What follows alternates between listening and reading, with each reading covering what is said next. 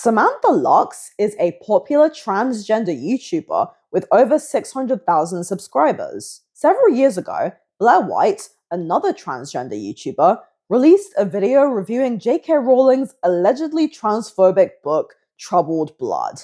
Samantha released her own video claiming that the book was problematic, and she said that she had read the whole thing. However, she then said this. Before you even comment, did you even read it? Yes, bitch. I read the book. At least I read the first 10 chapters that were free. I was not about to pay this woman for her book. So she didn't actually read the entire book. This sort of intellectual dishonesty is common in the YouTube political sphere. My name is Aruna Matcha, and you're watching The Rational Female. If you enjoy my content, give the video a like and subscribe to my channel. I actually heard about Samantha's video from another YouTuber who was criticizing Blaire White, and he said that he had a friend who had read the book, referring to Samantha. So both of these YouTubers are just as bad as they claimed Blaire White to be, because neither had actually read the whole book. I used to watch Blaire White all the time for years, but I eventually got bored of the reaction style content. I don't really have a strong opinion on her anymore. I know that she became a Christian, but beyond that, I haven't really followed her closely. I always admired Blaire's bluntness and open-mindedness, but over time she became another cookie-cutter political YouTuber. Now, I actually have read Troubled Blood, and I'll get into that later in the video. But first, I want to talk about something broader. I'm increasingly concerned about what I would call the alt-left pipeline, essentially a mirror image of the alt-right pipeline. A lot of radical left-wing YouTubers spread intellectual dishonesty and pseudoscientific claims. I am concerned that this is indoctrinating young people into irrational thinking. Of course, I support free speech. These YouTubers have every right to express their opinions, but other people also have the right to criticize them. What I don't see enough of are non-right-wing commentators criticizing these left-wing zealots. Online discourse tends to split into two camps, people firmly on the right and people firmly on the left with very little middle ground. Yet most people actually fall somewhere in the middle. For those who don't know, the terms left-wing and right-wing originally came from the French Revolution. In the National Assembly, supporters of the monarchy sat on the right side of the chamber, while revolutionaries sat on the left. I consider myself center-left. I support social democracy economically, but culturally I'm very skeptical of ideological zealotry. I'm an agnostic atheist, and I generally hold classical liberal views on social issues. In the clip from earlier, Samantha Lux says that she has a background in behavioral sciences, specializing in how media representation affects prejudice. This neo-progressive academic framing is very common now, especially in media studies. Since the late 20th century, large areas of academia have shifted towards analyzing culture primarily through political frameworks.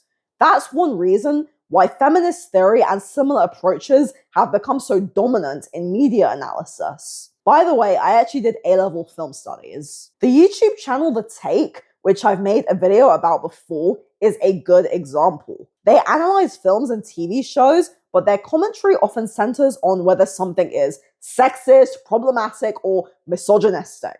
It's less about storytelling and more about ideological critique. I'm a published author myself of 21 books.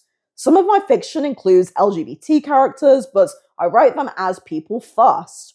The themes in my stories tend to revolve more around mental illness, family dynamics, and personal struggles. Sexual orientation is not treated as the defining feature of a character. What frustrates me nowadays is the constant narcissistic urge among ideological, usually leftist commentators to label everything as problematic. It resembles religious moral policing and virtue signaling. There's no genuine analysis or social commentary beyond, I don't like the way this is represented. There's so much depth in storytelling, character psychology, narrative structure, symbolism, moral dilemmas. Reducing all analysis to political messaging does the genre of media criticism a major disservice. Now let's talk about Troubled Blood itself. I read the entire 900-page novel in 2020, unlike Samantha, and I can say very honestly that this book has nothing to do with transgender people. If Samantha had bothered to read past the first 900 pages, she would have seen this. The book follows private detectives Strike and Robin as they investigate the 40-year disappearance of a doctor named Margot Bamborough. One of the suspects mentioned in the book is Dennis Creed, a serial killer known as the Essex Butcher. At no point in the novel is Creed described as transgender. He is clearly a heterosexual man.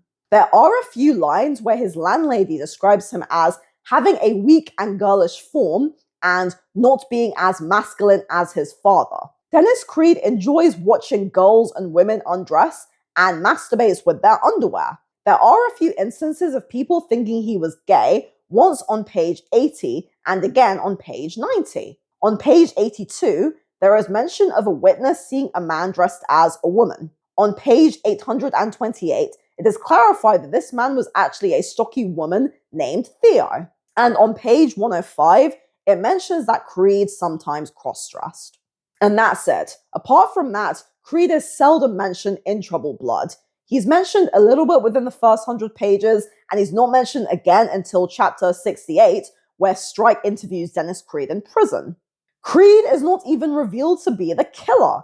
His character could be taken out of the book and there would still be a story. The central focus is the partnership between Strike and Robin and the mystery of Margot Bamborough's disappearance. Creed is based on real-life serial killers who cross-dressed.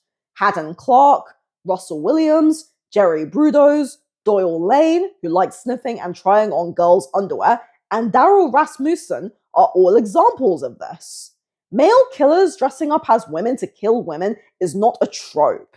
It actually happens in real life. In psychology, behavior like this is sometimes classified under transvestic fetishism, a type of paraphilia. Paraphilias are atypical sexual interests studied within clinical psychology. Dr. Deborah So, whom Samantha criticizes in her video, is a neuroscientist and sex researcher who has studied paraphilias extensively. In her book, The End of Gender, she is actually quite sympathetic towards transgender individuals while still discussing the science around sex differences in sexuality. Crime writers often draw inspiration from real cases, and this is exactly what J.K. Rowling did. This book was not an attack on transgender people.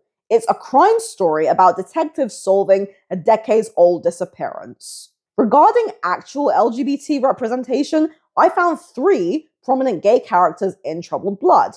Anna and Kim, a lesbian couple, and Max, Robin's flatmate. So this novel is definitely not anti-LGBT. I personally really enjoyed the novel. It's well written, though extremely long. It took me about 6 weeks to read. I do think it could have lost a couple hundred pages. I even wrote a blog post about it after reading it, and for my own amusement decided to make notice of something that I personally found irritating: Rowling often describing non-white characters by their race, while describing white characters by their height or build. But I wouldn't say this book is racist. Every story has imperfections. It didn't make me like this book any less. People should criticize books after actually reading them. Political commentators shouldn't build narratives around material they haven't fully engaged with. I am sick of seeing intellectually dishonest woke YouTubers dominating the political zeitgeist. Right-wing zealotry does exist, of course, but it's widely criticized in mainstream media and public discourse. What concerns me is the growing reluctance to challenge left-wing zealotry, which is so rampant in online media analysis and academia. I would like to see more intellectual honesty and authenticity in online commentary, less ideological outrage and more genuine analysis.